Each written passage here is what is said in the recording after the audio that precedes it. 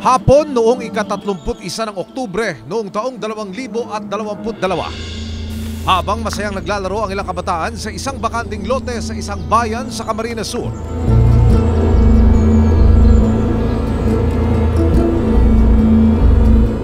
Hindi nila inakala ang kanilang matutuklasan. Napansin nila ang isang tila kahina-hinalang bagay na natatakpan ng mga sako. Eloisa!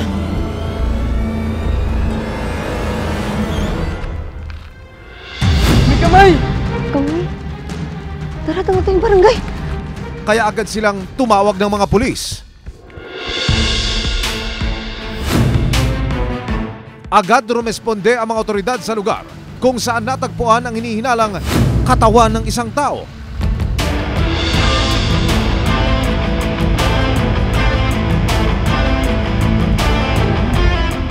Found po doon na mayroon isang dead body na natatakpan po ng mga sako na may malang lamang lupa.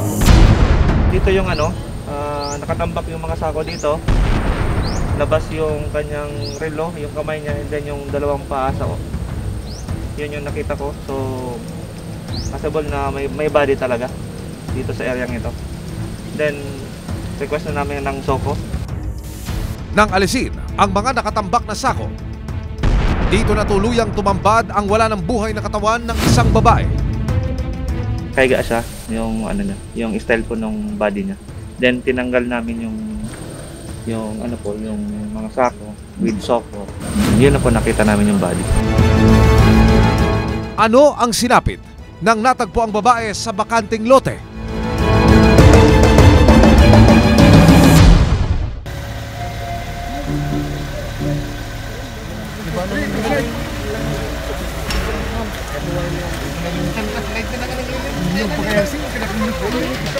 Bangkay ng isang babae ang natagpuan sa bakanting lote sa Camarines Sur noong ika-31 ng Oktubre ng nakaraang taon. Paniwala ng mga pulis, ilang araw na ang katawan ng biktima sa naturang lugar. Medyo may amoy na yung base sa crime scene. Kasi medyo nasa state of decomposition na yung itsura. Nakita rin sa crime scene ang ilang personal na gamit na pinaniniwala ang pag-aari ng biktima. Nakita ko po yung kamay niya na may relo. Sa isa pang bayan sa Camarines Sur, nasa istasyon ng pulis ang mag-asawang Rowena at Edgar. Hindi nila mga tunay na pangalan. Wala pa bang malita? Ha? Ano na nangyari sa anak natin?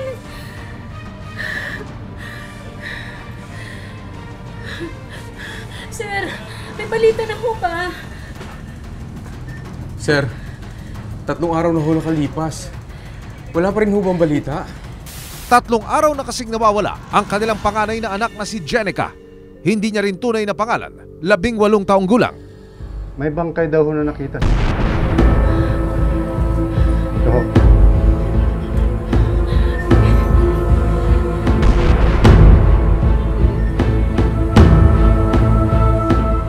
Diyos ko. Rini, anak natin to. Sir, pwede dali niyo kami kung saan niyo ito nakita.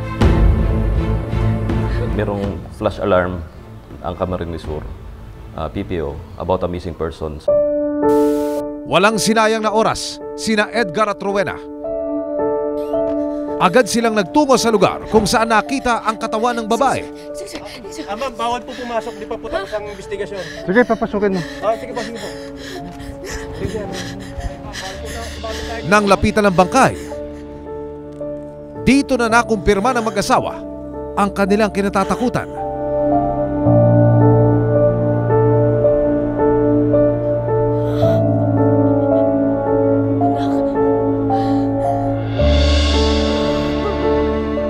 Ang anak nilang si Jenica nga ang natagpo ang babae sa bakanting lote.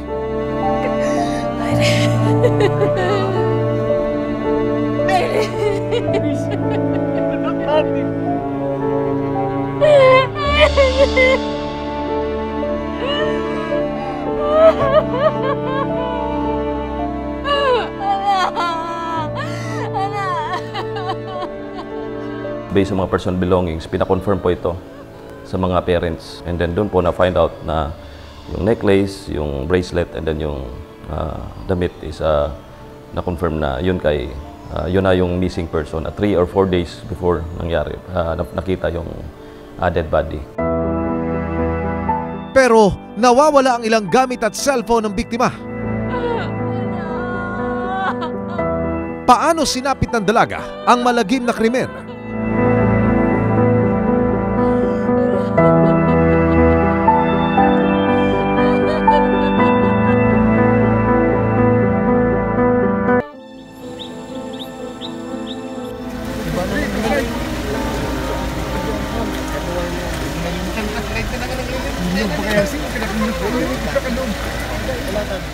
Patay na ng matagpuan ni Rowena at Edgar ang anak nilang si Jenica sa isang bakanting lote sa Camarines Sur.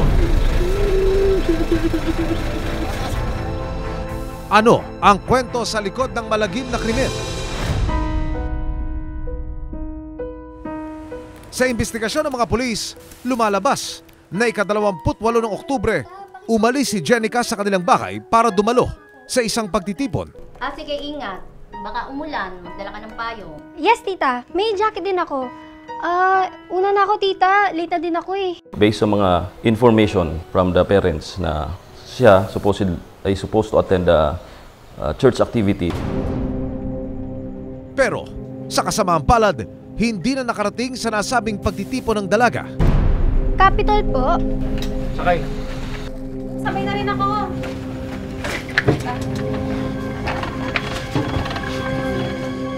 Hindi siya nakarating actually. Doon lang sa labas ng Capitol Complex. Noong Friday, October 28, ng 5 to 9, yun ang activity sana. Sige, subukan natin tawagan ulit. Sige na, baka naman meron ka pang alam. Diyos ko, eto, narinig na ka na. Hello? Anak, ikaw ba yan? Kung ikaw yan, umuwi ka na. Alalang-alala na kami sa'yo, anak. Hindi ko na kayang... Ay, hello? Hello? Hello? Bakit? Nawala! Dial mo nga! Dial mo! Bakit ba? Bigla... Ano na? Dial mo! Sige na! Sige na!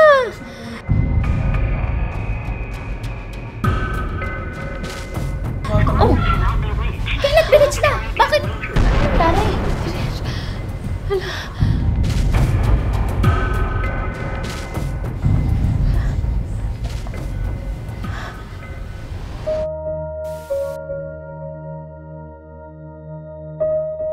Sigurado ka bang hindi siya nag-text? Hinanap nina Edgar at Rowena si Jenica sa kanyang mga kaibigan. Pasensya na po, tita. Pero wag po kayong mag-alala. Ipagtatanong-tanong ko rin po. Sige. Sige po. Salamat. Salamat. Sige po.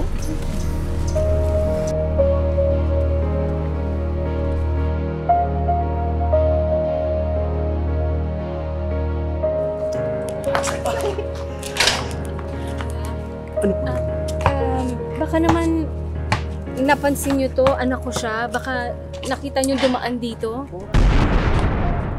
Hindi ko nakita yan eh. Baka kilala nila, baka... Tawagin ko. Oh, sige. Hoy, Lika! Tapos si ate. Baka naman napansin niyo, anak ko siya. Baka dumaan dito, nakita niyo. Hindi po namin napansin eh. Hindi. Baka naman tatandaan nyo.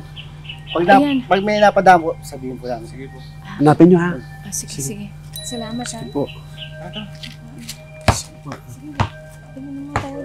Salamat. Sige.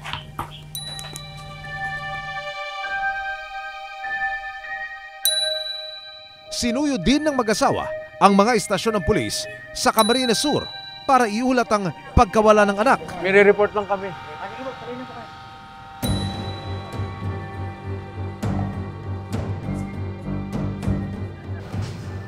Sir, ano sadyaw natin? Mag-report sana kami. Mapo kayo. Sir, yung anak po namin, dalaga, 18 years old. 2 araw na hong nawawala. Ang sabi niya na sa Capitol daw siya pupunta at saka mag-worship, kaya ko ho siya pinayagan. Pero hanggang ngayon ni Honey ho, wala na hong balita. Natry niyo bang tawagan ng cellphone? Tinawagan namin isang beses. Nag-ring, may sumagot pero nawala din. Nag-aalala na kasi kami ni Mrs. Baka pwedeng paki-assist. Sige ho, gawan ho natin ng flash alarm. Pero bigo sila na magkaroon ng impormasyon sa kinaroroonan ng dalaga.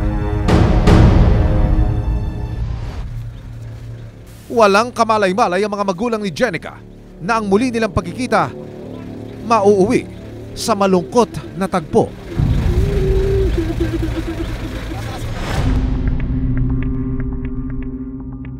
Masusing tinutukan ng mga pulis ang kaso ng pagkamatay ng dalaga. Nag-start kami na naghanap ng doon sa may junction kasi doon ang kadalasan na sinasakayan. Yung habal-habal, tricycle and pedicab.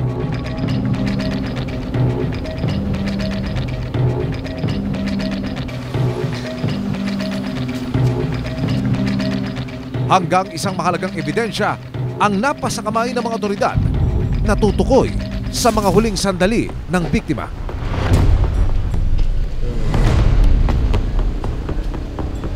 Ano ang mga tagpong makukunan ng closed-circuit television o CCTV camera?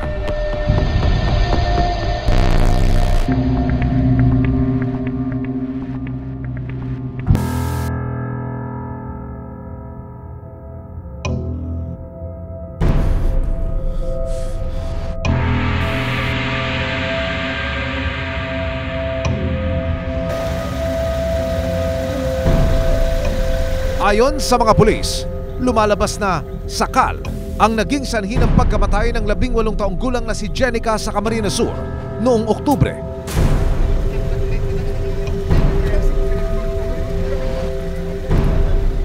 Asphyxia po by suffocation yung nangyari. Tinakpan ng bibig, yun ang ginamit ang muka. Gamit ang kamay.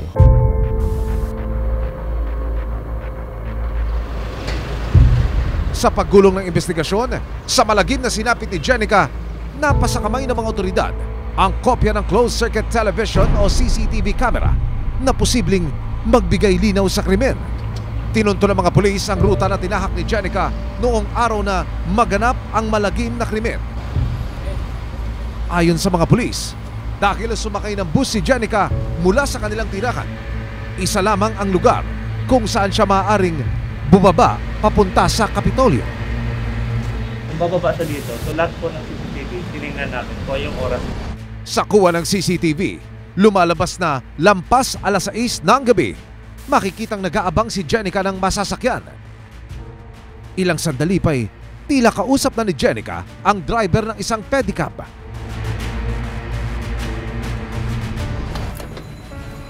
Capital po. Tara, sakay. Mapapansing maraming tao sa paligid ng mga oras na iyon. Matapos ang ilang segundo, makikitang sumakay si Jenica sa pedicab pero mapapansin sa video na hindi nag-iisa ang dalaga sa kanyang pagsakay ng padyak. May kasama pang isang balut vendor na nakasabay siya na unang sumakay yung victim. And then may isa pang pasahero.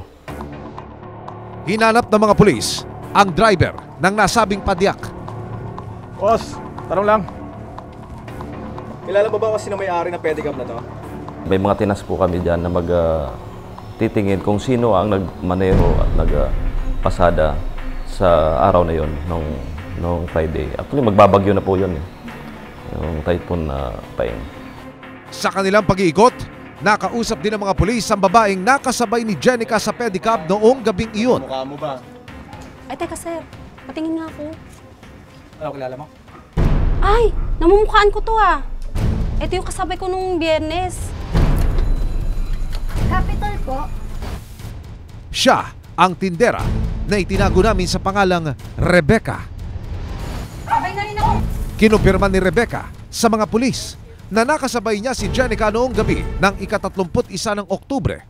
Nagbibigay na ng statement yon yung isang kasabay ni na balut vendor. Sigurado ka?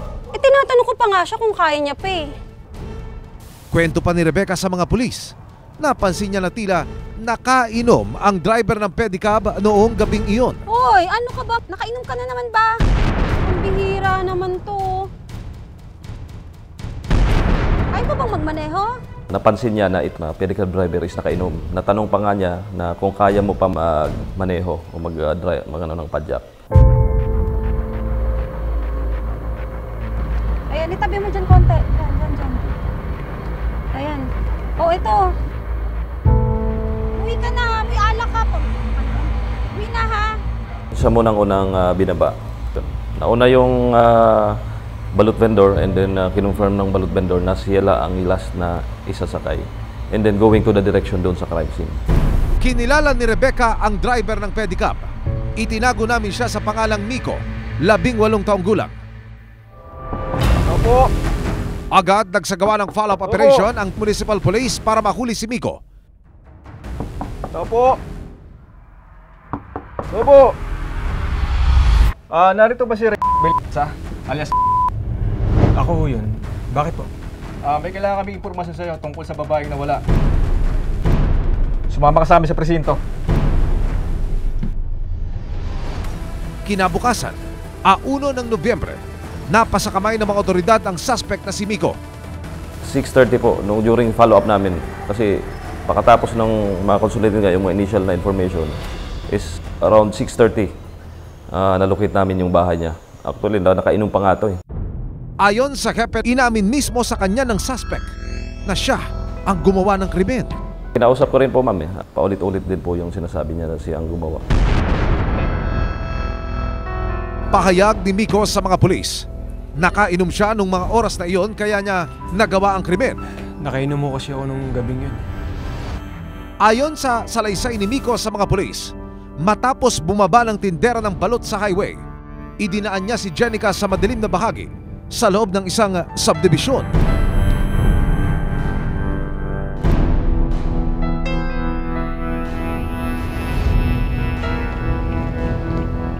May mga abandoned lot po talaga dito na hindi pa nagagamit. And meron naman mga nakatira po talaga dito sa area. So medyo madilim po talaga sa area ito.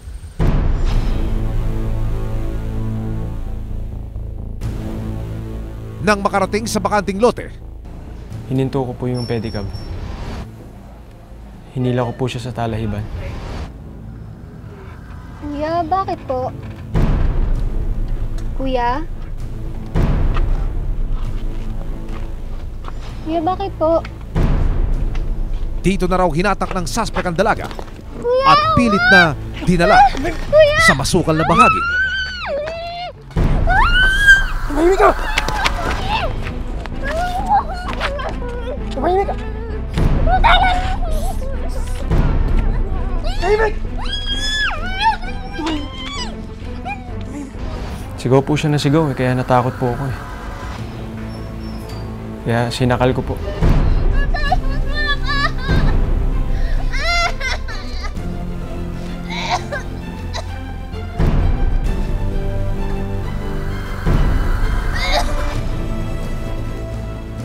Sinakal ko po ng sinakal bago ko po hinubaran.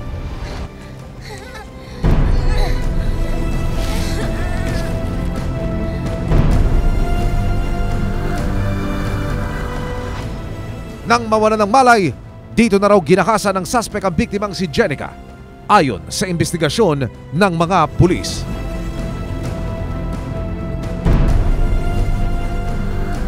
Nakalagay po doon sa kanyang confession na siya ang ginahasan niya simula nung sinundo niya at doon sa junction at saka dinala niya doon sa crime scene at yun nga ginahasan niya at tinakpan niya yung bibig niya.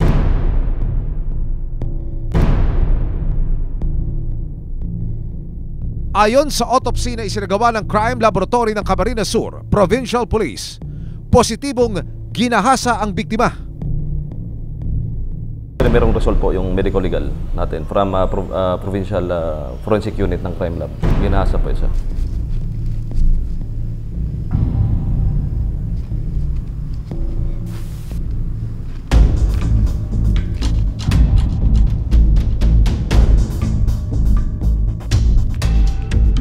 Ayon sa mga otoridad, matapos maisagawa ang krimen, Doon na kumuha ang suspect ng mga sako na may lamang lupa at ipinatong sa biktima para maikubli ang krimen.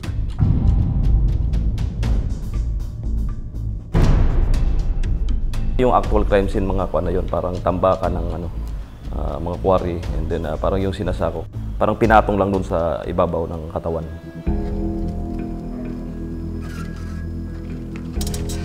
Sa puntong iyon, ayon sa mga pulis, posibleng itinapon ni Miko ang jacket, pantalon at sapatos ng biktima sa kabilang bahagi ng subdivision. Tinatayang 400 metro ang layo mula sa crime scene. Tinangay din ang cellphone ng biktima. After niya maisagawa nun, dun sa kabila pang kalsada, tinapon niya yung property. Sa isa pang kuha ng CCTV na napa sa kamay ng mga pulis, makikitang pasado alas 7 ng gabi. Rumihistro sa CCTV ang paulit-ulit na pagdaan ng pedicab ni Miko malapit sa pinangyarihan ng krimen. Medyo malapit po yun sa crime scene. Around mga past 7 na po yun. Parang sinecheck niya yata. May ano na rin kami dyan. Initial conclusion kung before, parang after na yata yun makumit yung crime na yun. Parang nag-check siya kung may nakakita sa kanya o ganun. Isang araw matapos matagpuan ang katawan ng biktima noong 1 ng Nobyembre, ilang residente ang nagsauli ng mga gamit ng dalaga. Kami nakapagsabi sa amin na may mga nakuha ang gamit, yung jacket saka yung sapatos, and then nanap namin yun. Ang sabi, dito nakuha ng mga tao yung jacket saka yung sapatos. So, yun po yung sabi ng mga nakakuha ng gamit. Pero na-recover namin, labahan nila. Kasi akala nila basura. Sa isa pang follow-up operation, naatunto ng mga otoridad sa isang cellphone repair shop ang cellphone na pagmamay-ari ni Jenica. Sir, may iniwan bang cellphone dito si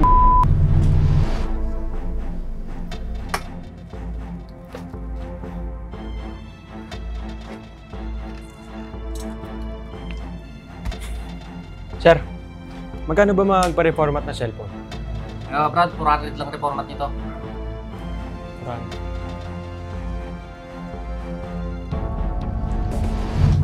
Sir, ito po yung iniwan na cellphone ni nung isang araw lang.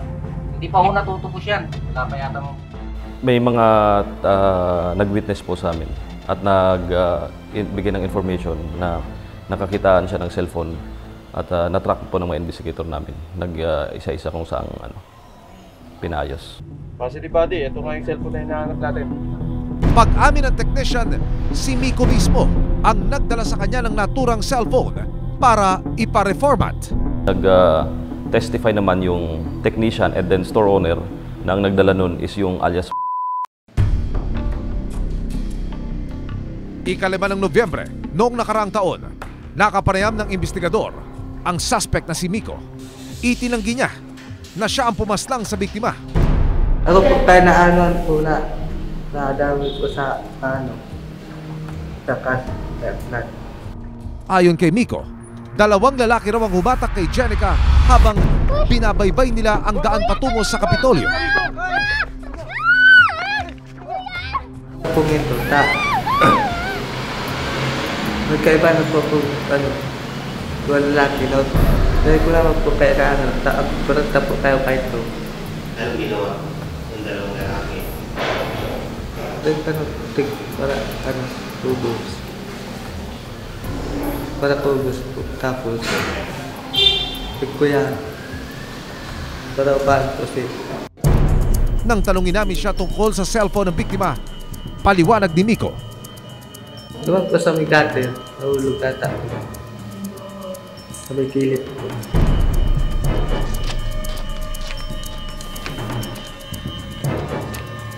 May sinasabi siya na medyo nag-iiba-iba ng statement niya kasi during nung na-prepare namin documents nung inquest may sinasabi pa siya na meron na iba na nakasama. Hindi naman isinasantabi ng mga pulis ang posibilidad na hindi nag-iisa ang suspect sa paggawa ng krimen. May isa rin na sinasabi pero walang magko-connect din sa anyway, itong case na to is since na inquest po yung ipagpapatuloy pa rin namin once na may makuha kaming witnesses and other evidence na magpo-proof na mayroon pa siyang kasama. Saka hindi po namin yan isinasang tabi na meron pa siyang iba. Anyway, since the file ng case, bahala na mag-proceed yung evidence. Yun na lang po. Hinihintay namin. Nananatili pa rin sa police station ang suspect sa ngayon habang dinidinig ang mga kasong rape with homicide at robbery laban sa kanya. Pero nakatakda siyang ilipat sa provincial jail pagkatapos lumabas ng ilang dokumento. Mananatili siyang inosente hanggang hindi napapatunayan sa korte na siya'y nagkasala.